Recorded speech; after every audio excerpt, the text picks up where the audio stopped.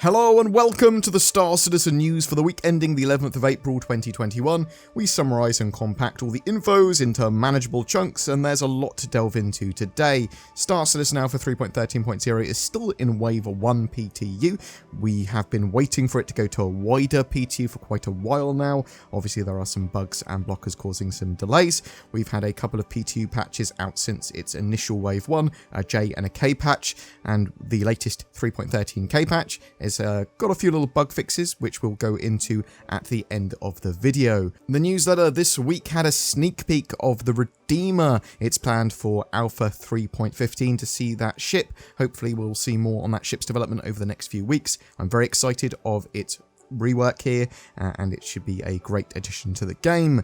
The Star Citizen roadmap update this week was meaty, with new features like persistent hangars and habs, the upcoming StarMap rework, tracking down, detecting points of interest, underwater rendering, and loads more. I'm extremely excited for exploration mechanics that are possible from these feature focuses. But there's also a focus on being able to loot, sell different items, and persistent habs and persistent hangars now. Very exciting stuff. We had the Star Citizen and Squadron 42 monthly reports. There were loads of behavior updates for AI, where they showed a teaser of Crusader, so actually starting to see gas giant tech now, and they talked about colonial outposts, those new points of interest, hospitals for all the various major landing zones. They're working on creatures, an unannounced ship, the reputation system, scanning and server meshing. Check out the full breakdowns of the monthly reports and that roadmap on my channel. Star Citizen Live was all about Alpha 3.13, but also a little bit more. I'll highlight the major parts here. Ship names are smaller than you'd expect on the side of ships because they have to make room for 32 characters, and they haven't scaled that, so long term you'll have larger names on ships. You'll see the Rock DS sold in the future, and it's going to have a FAQ as well with it, explaining a bit more what there's going on with that vehicle. The vehicle is supposed to be a multi-crew version of the Rock with a more powerful laser and a huge amount more cargo space. And for those of you that don't know, in the current 3.13 First Wave PTU, content creators have got access to this Rock DS, this larger version of the Rock, which is a two-seater Rock, and it's weird. It's a weird thing because the other seats on the outside on the laser can't be fired by the driver, it has to be fired by the passenger. It's a weird vehicle. I'm not really sure where it fits in the game yet, as two Rocks I think are just better. We'll have to wait and see though. They have already updated and tweaked it a bit. I'm giving it more cargo, giving it a more powerful laser, so some other stuff might change. Cargo gameplay is going to get some updates, and missions are going to make use of the Hercules and other cargo ships in the near future. The additions of trolleys and push and pull in 3.13 is more to get the feature tested. It will be utilised in a lot of systems in the future. They're looking at ways to not punish players for 30Ks when it comes to like component and cargo loss, so maybe they'll have some ways of dealing with that in the future. Alpha 3.13 might see some increased frame rates for some users as more CPU cores are utilized better.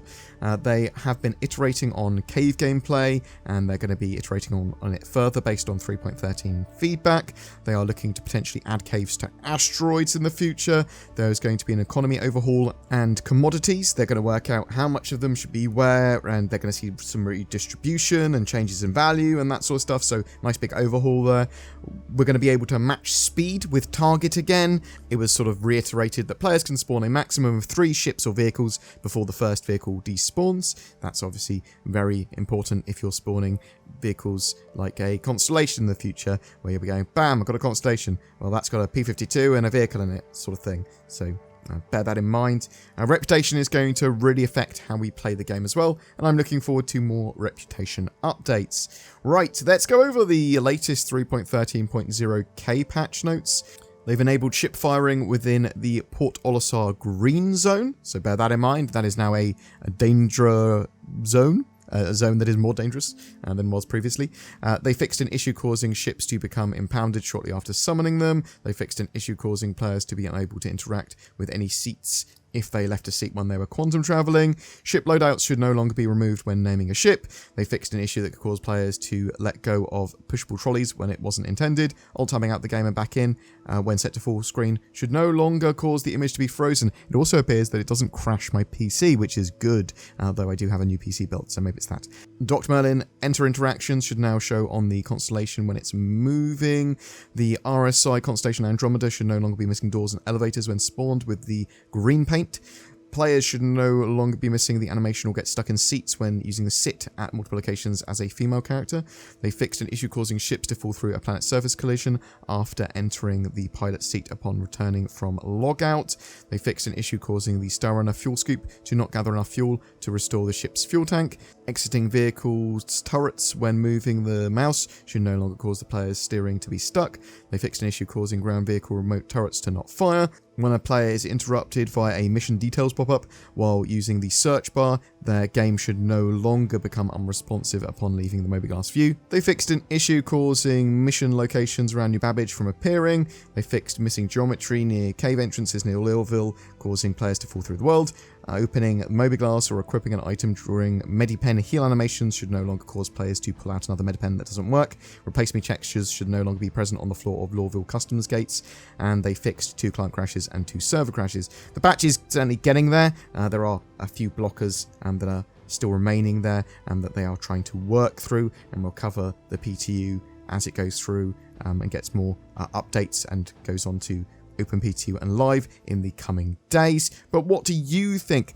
Are you excited by some of the stuff we learned from the roadmap update and the monthly reports? Like, they are working on this new StarMap rework, and it looks like this is precursors for exploration with detecting and finding points of interest and stuff like that. So that is probably one of the most exciting things for me. But they also talk about some other important things like server meshing and reputation system. What do you think that unannounced ship is? Are you excited for the hospitals and the colonial outposts? Have you been playing Star Citizen now for 3.13 on the PTU? What do you think? What are your thoughts? I'd love to hear from you in the comments below. Do you have questionable taste in anime? Do you not want internet pirates looting your internet search history? Do you want a way to have more accessibility to the internets from more countries? Or is your security and privacy important to you? Well, get NordVPN. I shill for them, and you should use the code BoredGamer or the links below for a discount. Try it out. It's like a fleet of escort ships making sure your internet experience doesn't get griefed. We have the April ship giveaway as well for a Mercury Starrunner. The ship is extremely multi-role and should be part of any budding citizen's fleet. All you need to do to be in for a chance of winning one is comment on any of my videos made during the month. A random commenter will take that prize. These giveaways and the wider channel content are made possible by people that go the extra mile by becoming a Patreon or a YouTube channel member with that join button and the links below. And me and Zin, the editor for the channel, are now trying to put out regular exclusive content as a thank you. We'll also be asking you in those videos to help shape the channel with making decisions about what content we do and how we do it. Please consider joining if you're really enjoying the content. It really does help. Take care, guys. Thanks for watching. Make sure you like and subscribe for more Star Citizen content, and I'll see you in the verse.